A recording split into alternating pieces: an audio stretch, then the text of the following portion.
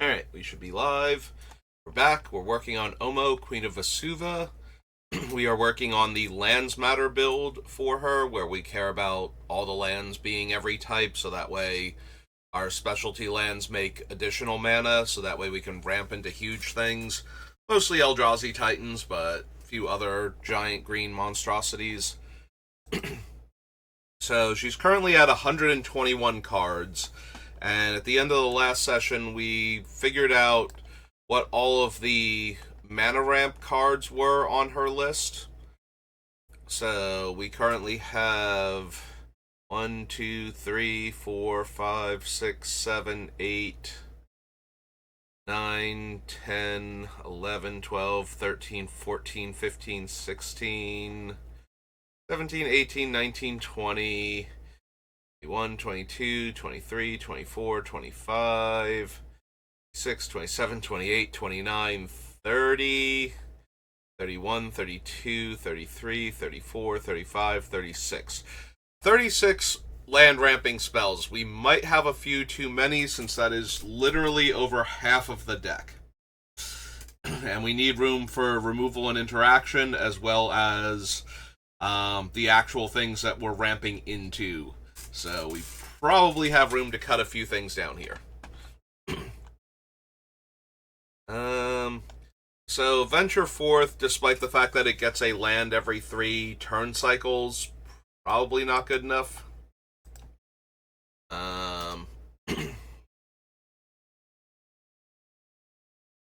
So this is more of a big mana deck. So whereas the other deck we got rid of the Cultivate and Kodama's Reach because we needed to ramp earlier. Not necessarily like we didn't need more mana. We needed to be able to get mana quickly. So having our 2-drops get us to 3 was more important than having our 3-drops get us to 4 and 5 in that build. This one, we definitely want to get to 4 and 5 faster, so given the number of cheaper artifact ramp, we probably can afford to lose some of the 2-drop land fetchers. Like, I would rather have Mana Vault, Soul Ring, and such than Rampant Growth, Farseek, and all of those, so we can probably go down... We probably keep the Farseek, because it gets our islands when we only have green, and it gets all of our dual lands anyway. So we probably don't need Rampant Growth as one of the weaker ones. We probably don't need Steve, since he can only get basic lands, and we don't need the little 1/1 creature the way we did in the other deck.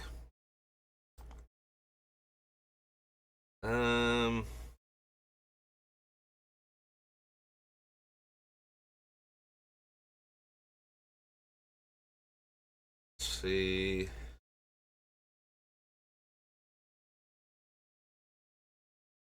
Yeah, honestly, we might not need any of the 2-drop land fetchers, so we can probably lose all of them.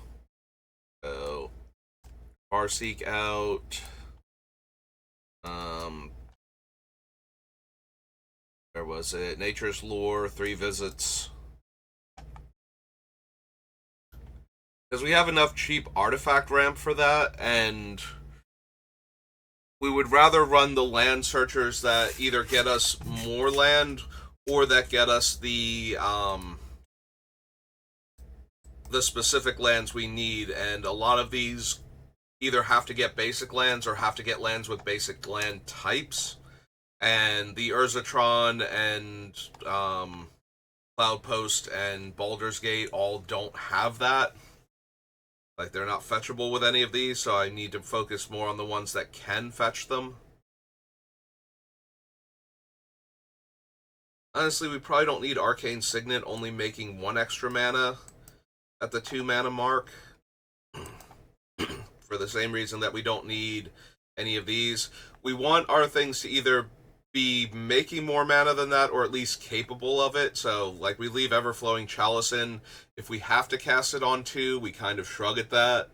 But this way, if we have to cast it on 4 or 6, we can, Whereas if we draw Arcane Signet at that point in time, it's still just 2 mana for 1 mana later on. 1, 3, 4, 5, 6, 7. We probably need to cut a few more from down here, honestly. I mean, some of them are interaction. We have 2 of the counter spells on the list. But we only have so much room for all of this. Mana Reflection's a little bit tempting. Look at all the other things we have, but maybe it still gets to stay. Alright, so we're definitely cutting these, so let's go ahead and get them off the list first. So venture forth. Excuse me.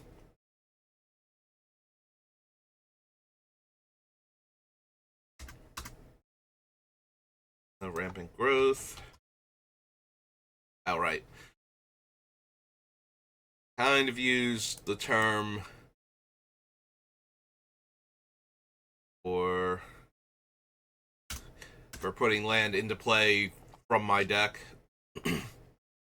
Steve.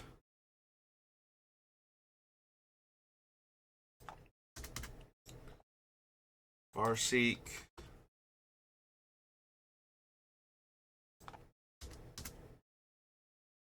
Nature's Lore.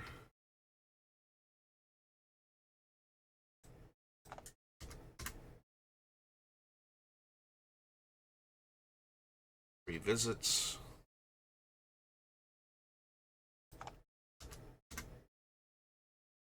And Arcane Signet.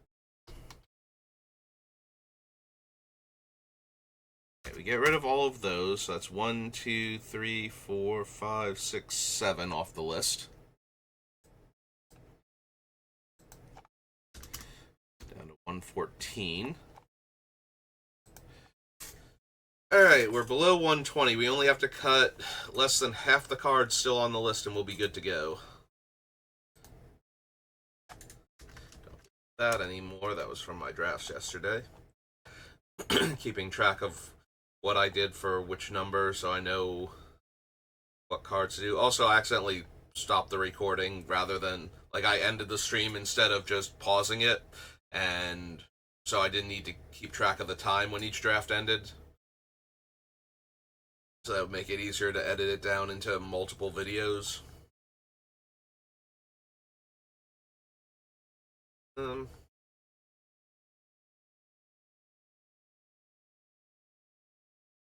Yeah, I gotta be honest, we can probably lose Mystical Tutor.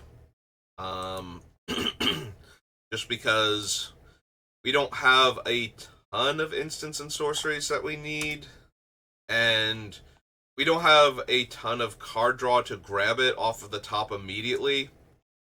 We do put it on top.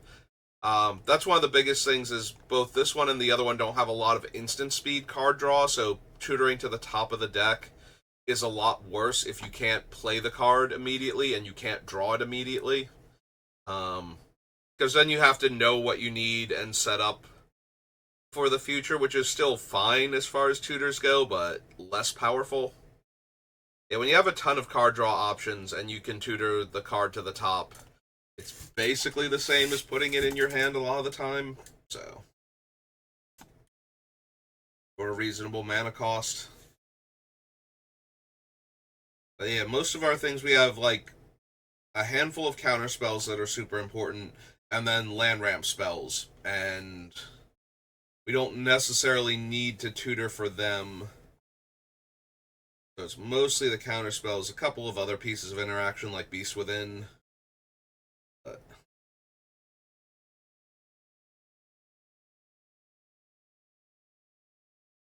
yeah, honestly, we might wind up losing the shifting. So we might wind up losing all of the things that care about creature types.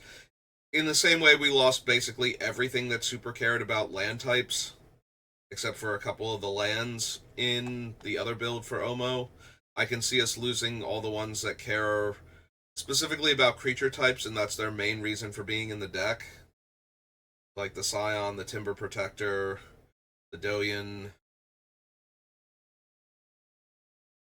and only have like a handful of them that we can abuse, like the Kindred Summons, maybe Leaf Crown Elder.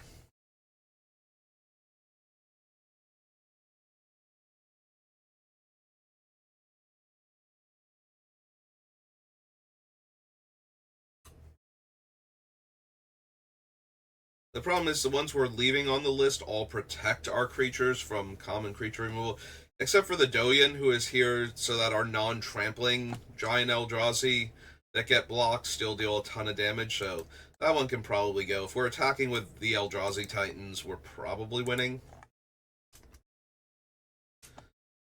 Probably lose the Great Bow Doyen. Keeping the ones that protect them makes more sense, but even then, I'm still questioning if we should. So the Doyen, letting them trample over, I'd rather have the sliver that's making them unblockable. If we're going to bother with that. Metamorph gets to stay because it can copy all of our artifact mana sources. So it can ramp us some more. So for 3 mana and 2 life, it can become another Grim Monolith or a Gilded Lotus or anything along those lines. Monogrift is staying. Satyr's staying for right now because it can untap our fancy lands that make more than 1 mana.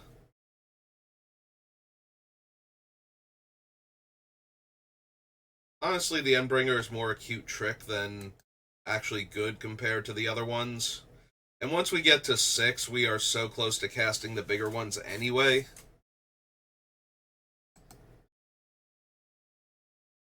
Yeah, I don't think we need the Endbringer. Plus, we need a ton of untapped colorless sources when we cast him. And he doesn't naturally have haste either, so we don't even get to use him on the first turn cycle if we can't give him haste. So we need to have a ton of colorless sources in order to draw cards on each player's turn. Because that's the most likely thing I want to do with this guy, is to just draw extra cards.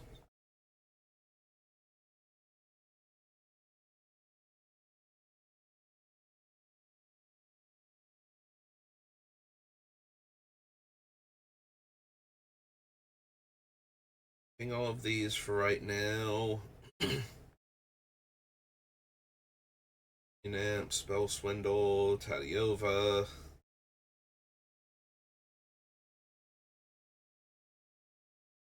Honestly, we probably have enough other Doomsday weapons. We don't need the Gate Colossus. I'm probably better off with things like Hydroid Krasis, where it's modal, and we can cast it earlier for a couple cards if we need to, or cast it later for a fresh hand, plus a giant flying trample creature.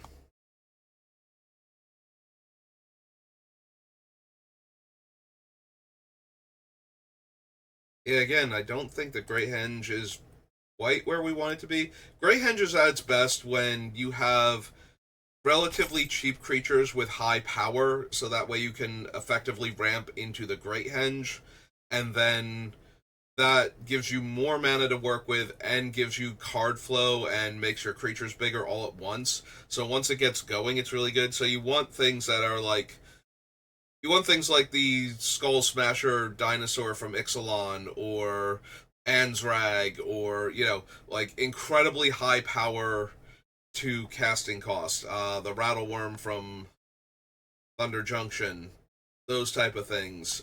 You don't really want like 10 drop 11/11s that make this thing cost 2 green mana. That's not helping you that much. And you don't want to have like 500 1/1s where this costs, 8 mana, and then you get to start buffing all your guys and drawing cards. Like, there's got to be a middle ground where you have like high power to casting cost ratio on a bunch of your creatures, and you get to stick this thing for like 3 mana on like turn 6 or something, or turn 5. Something realistic you can do to get this thing out very quickly. Huge buffing effects that, everything cobbles together to make your one guy huge by like turn 4 or 5. also work really well with the Great Henge, because then it's adding to your next giant creature and drawing you more cards. But yeah, I don't think it works particularly well in this build or the other one.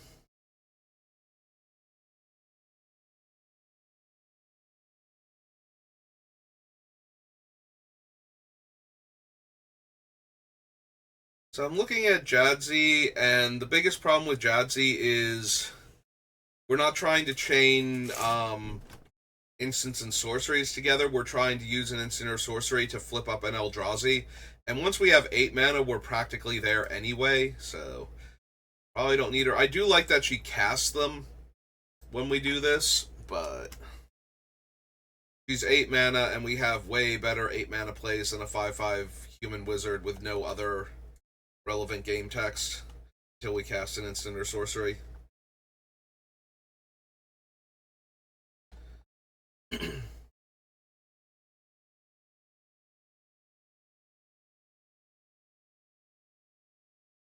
I suppose that's a good enough reason to cut one with the multiverse also. Same principle applies. We're spending 8 mana so we can cast the top card of our deck, and we're hoping that the top card of our deck is a really expensive Eldrazi so we can play it for free once per turn. And then, we play the one for free, we pay the other one's casting cost, and then we're out of mana and don't have any free spells anymore. Assuming everything goes great. Maybe we get to play a land in between.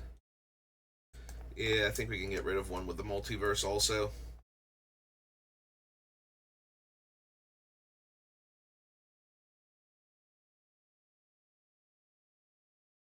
I have to see where we're at with Roaming Throne, if we need to cut it or not.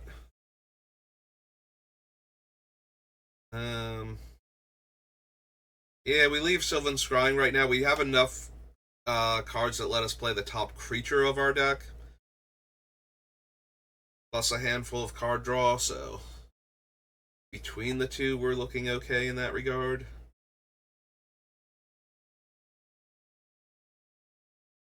I might cut Expropriate. Expropriate, I've said this before when we were talking about the other build for the deck. Cards like Expropriate, when you cast them and they resolve, win you the game, because they're that powerful. The problem with a card like Expropriate is when you cast it, you are probably leaving yourself way more vulnerable than normal, because it's really hard to hold up counter magic while casting your 9-drop. So this deck is capable of producing the mana that we would need in order to be able to cast this while still holding up protection. But the worst thing that can happen to you when you cast a card like Expropriate is to have somebody either commandeer or Aether Snatch it, or copy it while it's on the stack and then have their extra turns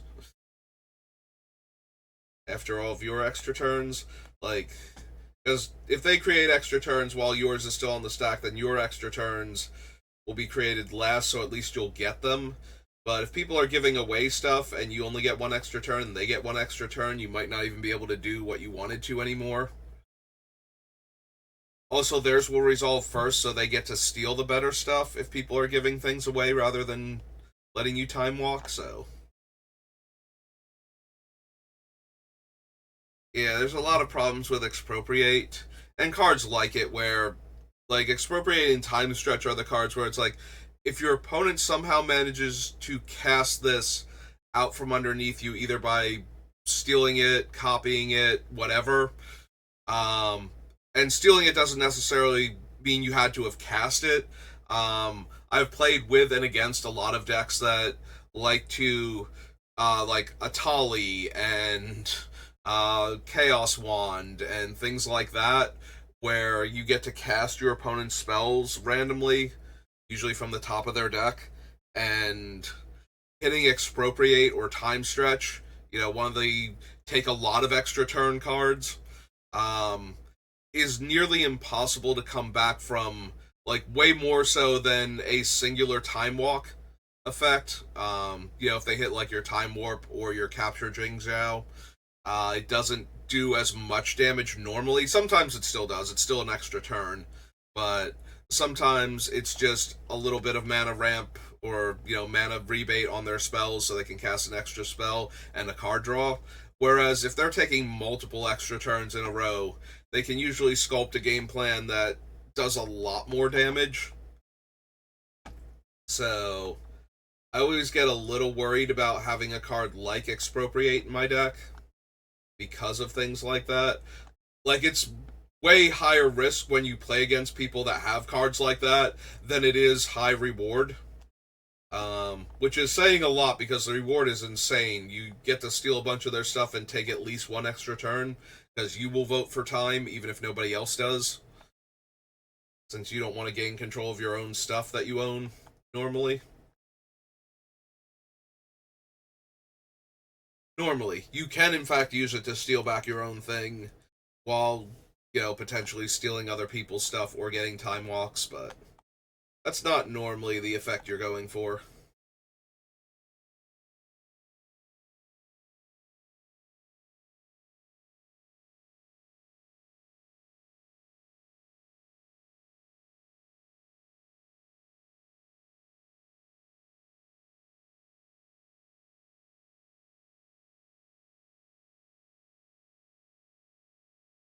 Alright, so what cards am I copying with Astral Dragon? Um, Lands potentially. Turning the dragon tokens into Cloud Post is pretty potent. Baldur's Gate is legendary, so that's not really helping. Urza's Tower is okay. It gives you 6 more mana next turn, which would bring us to like 15 at that point because we were able to cast the dragon.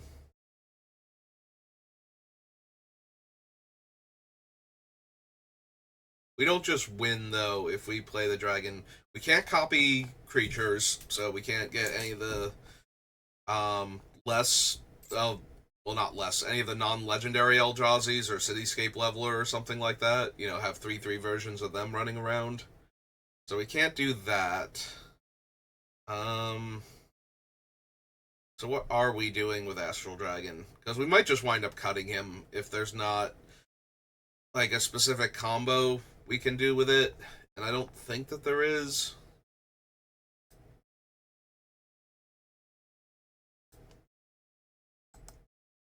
I think we can lose the Astral Dragon. It's 8 cards we've cut now. Let's go take them off the list then.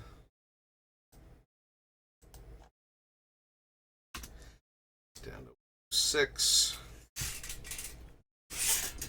Okay, clear this off.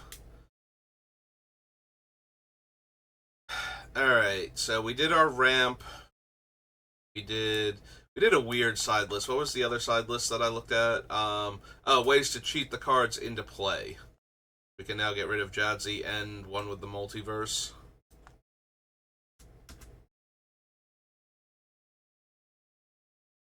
Excuse me.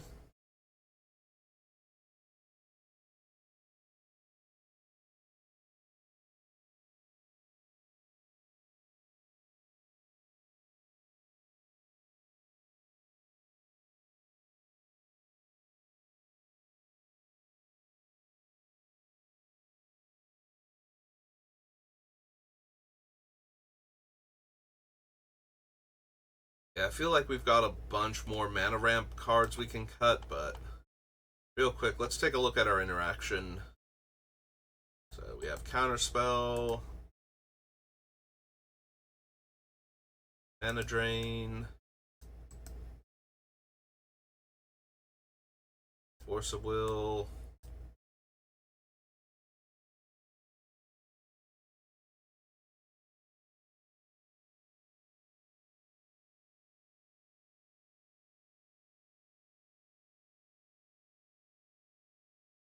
none of these are really interactive cards. Also, we probably need to do the same thing we did with the other deck where we add O-Stone to it, just to get some more interaction into the deck.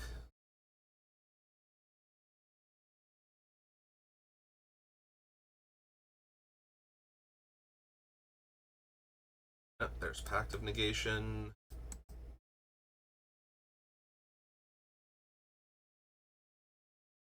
Primus, Elendra Archmage,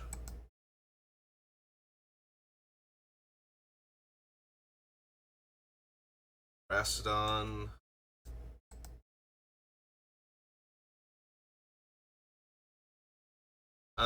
technically Ulamog. Like, Ulamog is on the list. He's an Eldrazi Titan, so he's going to make the list anyway, but his whole deal is being interaction, so. For our opponent's stuff. Both Karn and Beast Within qualify. Cyclonic Rift.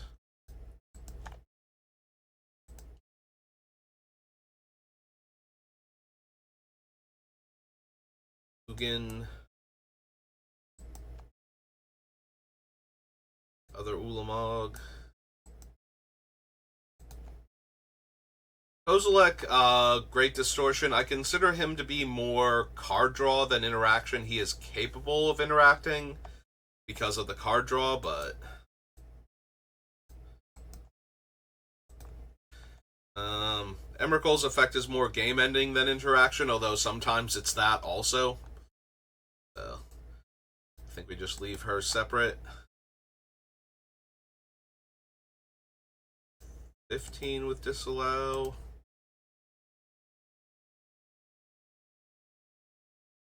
Swindle.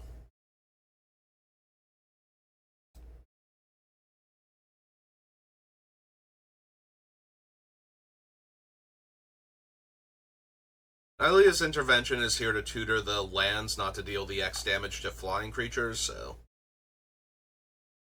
really need to include that in the interaction.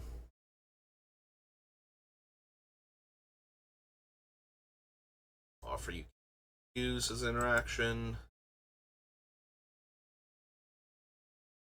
Cityscape Leveler and Portal are both cards that get rid of our opponent's things, so 18 now.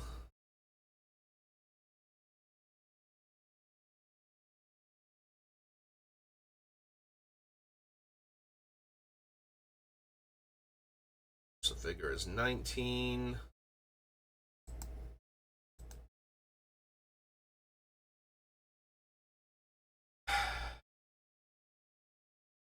So, yeah, Emrakul World Anew is interaction because it's stealing all of our opponent's creatures from them.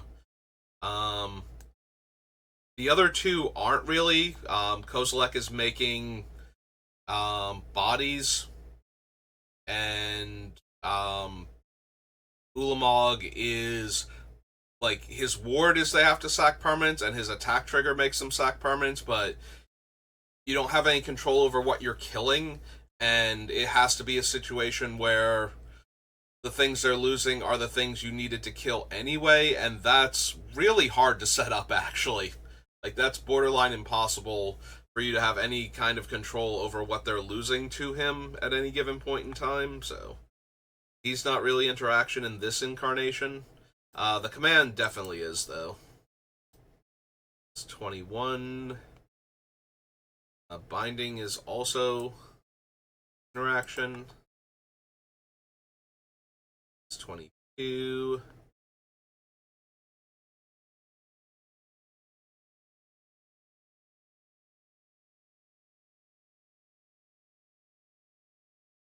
Guardianship is 23. Oops.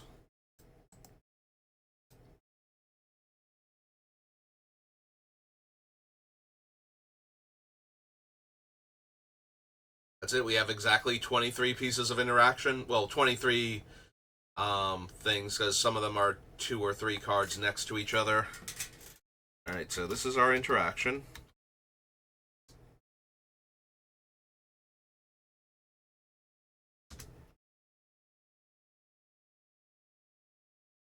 All the way down here for Counterspell. First. All the way down here for Counterspell. Mana Drain. Force. Act. Primus. Archmage. Rastodon. Ulamog. Beast Within, Rift, Ugin. Oops.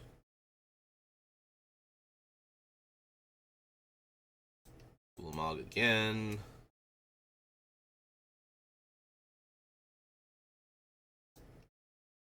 Breaker, Summary Dismissal, Disallow, Spell Swindle, Offer. Those two.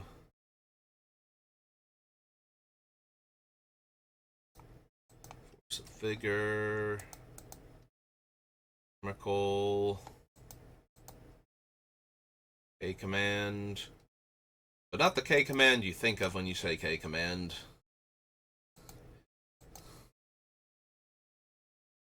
And Fierce Guardianship. Okay. So just looking at the list right now, I feel like Terastodon can go. We have enough other stuff that's in a similar casting cost range and has similar effects without giving the opponent elephants, so I think we need the Terastodon. I think we can get rid of Summary Dismissal.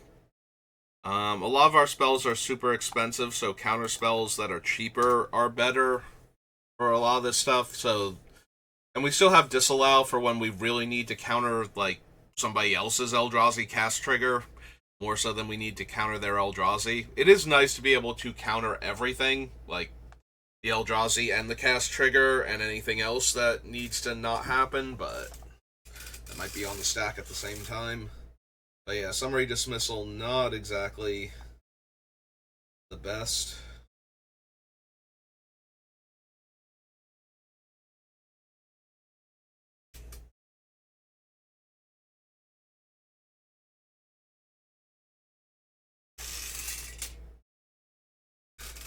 Sorry, there was actually a moth on my microphone, like the arm of the microphone, and I just saw movement like crawling up, and I'm like, okay, what bug do I have back here now? But it's just a moth.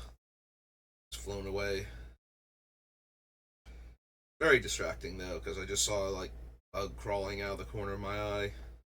I don't care for spiders. Spiders are my thing that I don't like, so I was concerned it might be one of those.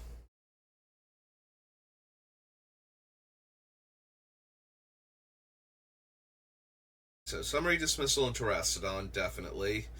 I do like Woodfall Primus, but I'm wondering if we don't have enough Woodfall Primus-like things in our deck, and the triple green might be a bit too hard.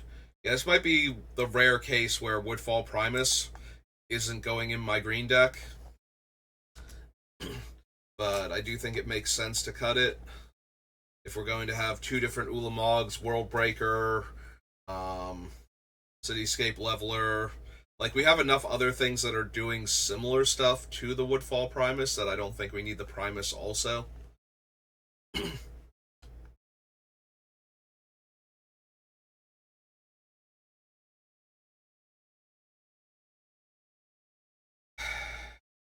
Yeah, we probably don't need Spell Swindle either. We already got rid of Plasma Capture. Spell Swindle, it helps that we can counter their spell and get a bunch of mana, but we're going to be ramping so much anyway that we might not be able to cast Spell Swindle in the earlier parts of the game because we're spending our mana on the ramping spells, and then once we have that mana, we don't want to sit there with Spell Swindle up. We want to be casting our giant thing. So the only reason we're casting Spell Swindle is because we didn't have a scarier creature to play at the time. So yeah, we can probably lose Spell Swindle too.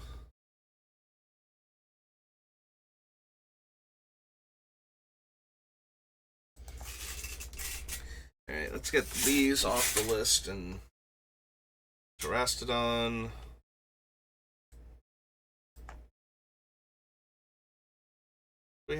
We have another Terra. Oh, interaction. Okay.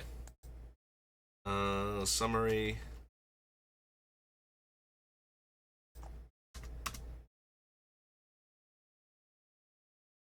Woodfall.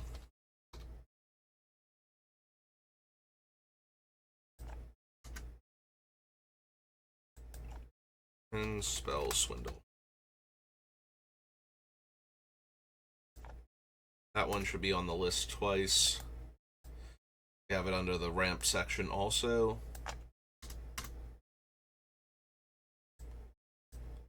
Alright, so 1, 2, 3, 4 more cards gone. Brings us down to 102.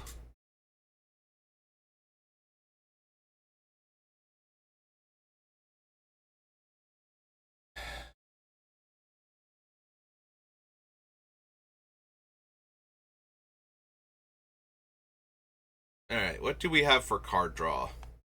Since I keep seeing Allied Strategy, and it's like, I could get rid of that, but I kind of need to know what my card draw looks like first. So let's figure out what our card draw actually looks like.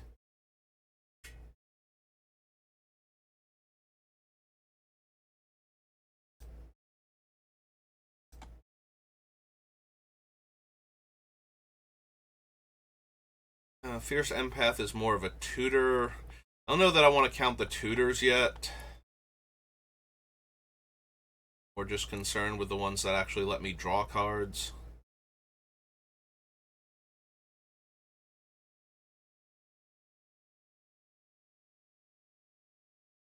Because I could also count things like Leaf Crown Elder that are essentially giving me an extra card.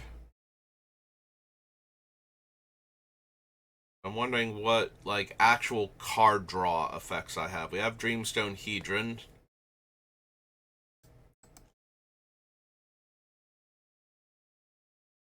Kozilek is card draw, even if he is 10 mana.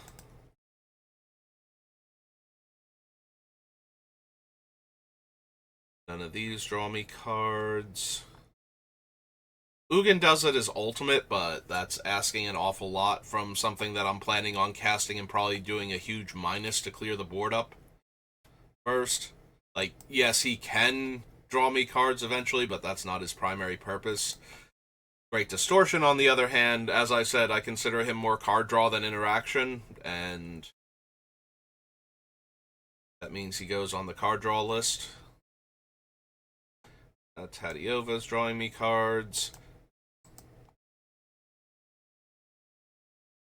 Guardian Project and Hydroid Crisis, so we'll put them together. Makes it easier. Kiora is card draw. One of her reasons for being on the list in the first place. Ugin's very, very roundabout card draw, so I'm disinclined to put him on the list.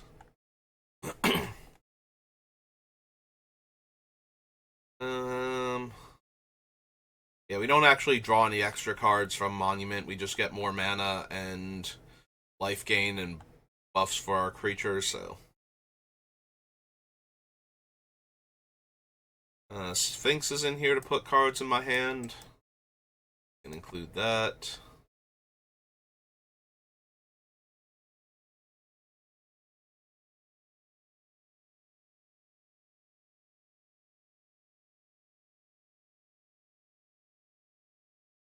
Sylvala can draw me cards, but she's more of a ramp spell that might draw me a card or two. Don't think I count her. We can count the Broken Reality. His command, though, only lets me draw one card if I go with that mode. I'm way more likely to be exiling a creature and making spawn, or exiling a creature and drawing one card. So, Nadu, on the other hand, is in here to be a card advantage engine unto himself. So, Binding doesn't draw me cards. Defiler doesn't draw me cards. AC draws me cards.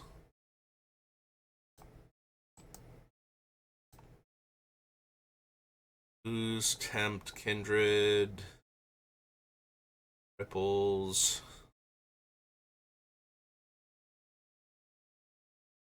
Yeah, that's not drawing me cards. Okay. We have our ramp, our interaction, and our card draw.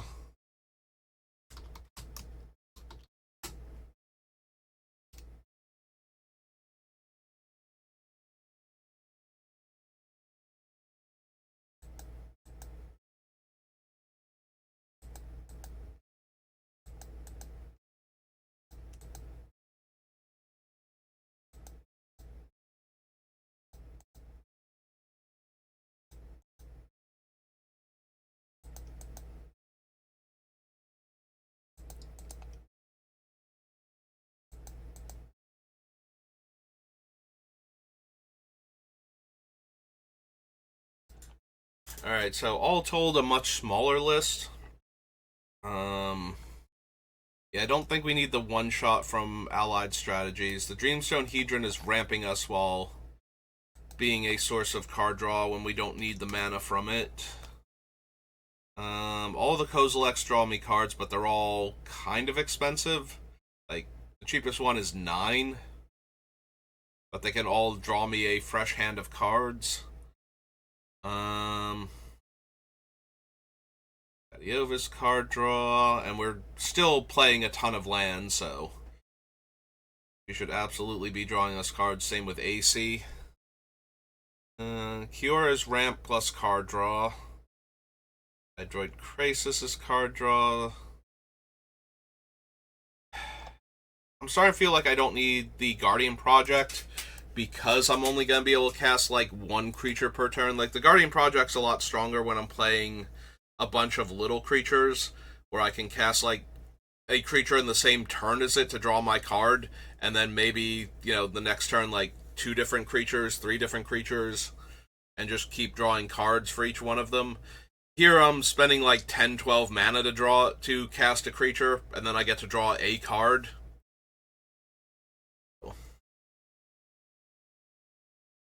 Like, the Guardian Project is still a decently strong card, it's just I don't think it's working well in this deck.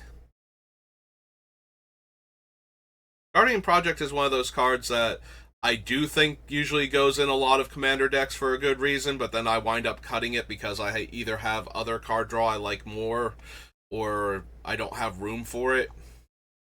I know it's made it onto a couple of lists. I think my favorite one was the one that cared about face down creatures, the commander from the red, white, green Murders at Karlov Manor deck, where it's just like, they can't have the same name because they don't have names. So all of my things will draw me a card off Guardian Project. And I think we lose both of those. Yeah, card draw we don't have as much on the list, so there's less redundancy, but I do think we can lose both of these. Still be fine.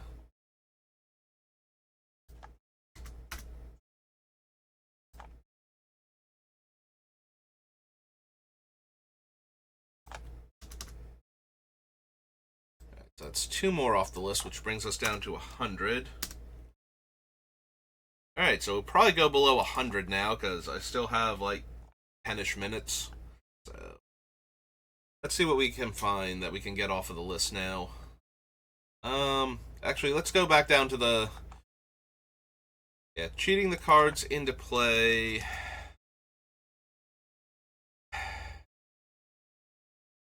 Don't know how many of these I actually need. Kindred Summon seems fine. Like, if all of our creatures in play are randomly Eldrazi, thanks to Omo, then casting this will put at least one giant Eldrazi into play.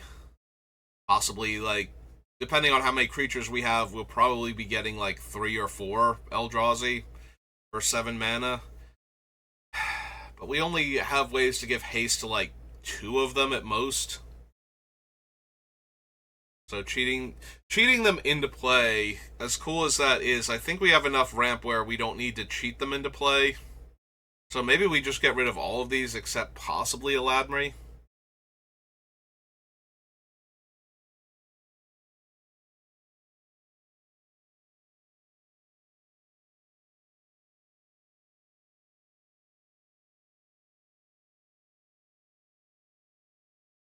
I could actually see that. I don't think any of these cards are particularly good in our deck. Even the Eladmri is not insane, but...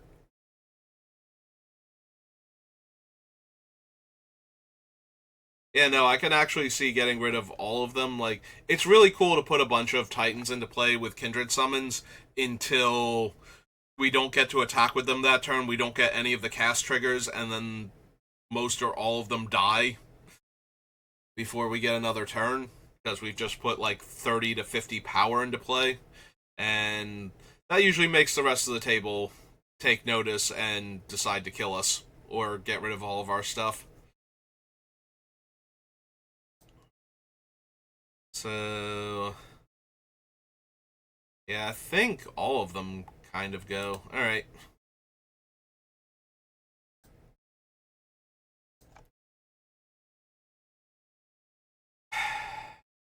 I can see leaving a Ladmery just as another way to play creatures off the top of my deck, but because we are, well, we're not casting them when we use his ability, but if we cast them from the top of the deck, that is still casting them for that purpose at least. The same would be true for Vivian, but at 5 mana and a Planeswalker, and therefore vulnerable to being attacked, because we don't have a ton of medium-sized creatures to block on her behalf. It is all tiny utility stuff and giant Angry Eldrazi. So, yeah, I don't think we need the list anymore with just one card on it. But I think we can get rid of basically all of the cards on that list. So, Kindred can go. Boyer can go.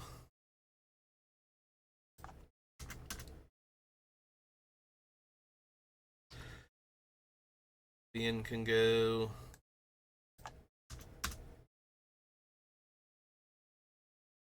And Leaf Crown. Yeah, it's funny how I wanted to do ways to cheat them into play super early, but a lot of these aren't actually ways to cheat them into play super early, and just cheating them into play in the mid to late game, we should be able to cast them at that point, so I would rather get the cast triggers. That's 1, 2, 3, 4 cards. Brings us down to 96.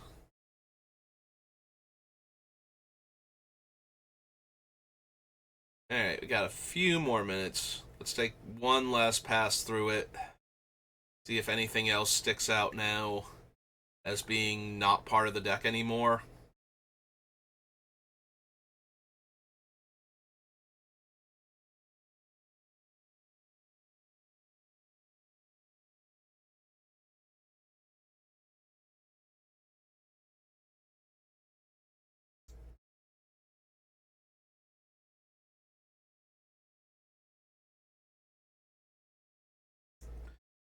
Yeah, still really debating on the remaining creature lords being able to protect our Eldrazi and such.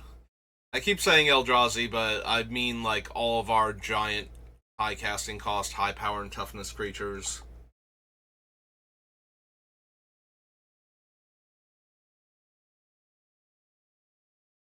Of which like 70% of them, 80% of them are Eldrazi, so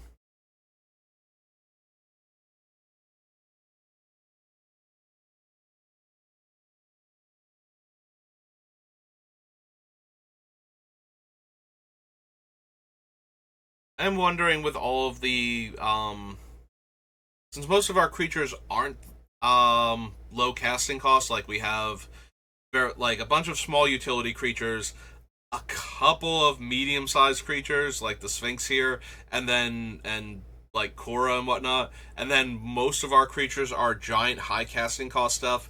If the play the creature from the top of our deck things aren't actually that good, because we won't be able to play a lot of the creatures a lot of the time. Like we can't play them at all in the early game because they're too huge. Um, and then in the like late game, we're getting a turn ahead by being able to cast them off the top, and we're only going to be able to cast one. It's not like if there's another creature underneath, we're likely to be able to go, okay, well, we just cast Ulamog, there's Kozilek now, we can also cast him. It's like, no, not even with this deck sometimes. Like, that's great when it works out that way, but most of the time, that's going to be unrealistic, even with how hard we're ramping and all the cool things we have going on. It's more that we will be able to cast the one ahead of schedule than that we will have the mana necessary to cast 2 or even 3 of them in a single turn. And that's not impossible, but most of the time we're not going to be able to do that, so. I am wondering if we lose the look at the top card of your deck, and you can play the creatures from there, which would mean we would lose a Ladmery after all, and maybe that's correct. We lose a Ladmery, Azir, and Augur.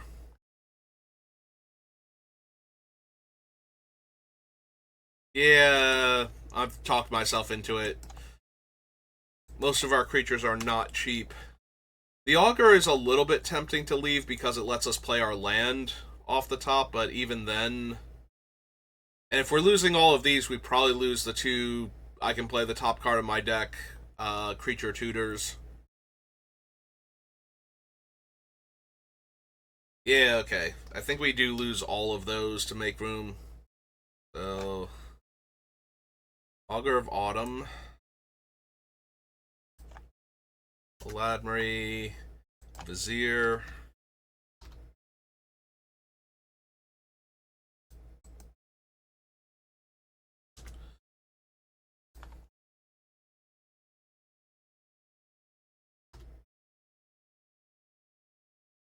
Promise. Mention. Yeah, or if Promise shouldn't say tutor, it should be ramp. Because it doesn't put it in my hand. That's me messing up my own internal terminology. And Worldly Tutor. Alright. So that's 1, 2, 3, 4, 5 more cards off the list. Wow, we almost got below 90.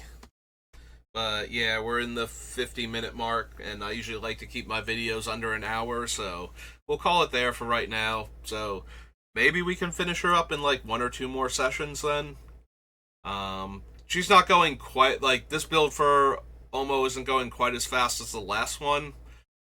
Struggling a bit more to find cuts, but we are at that home stretch portion where we should be able to finish her in like 2 sessions, ideally. One would be great, but I don't think we're going to find all 31 cuts in the next stream, so... But yeah, that's going to do it for me for right now, so thank you for watching, and I will see you next time. Have a good rest of your day.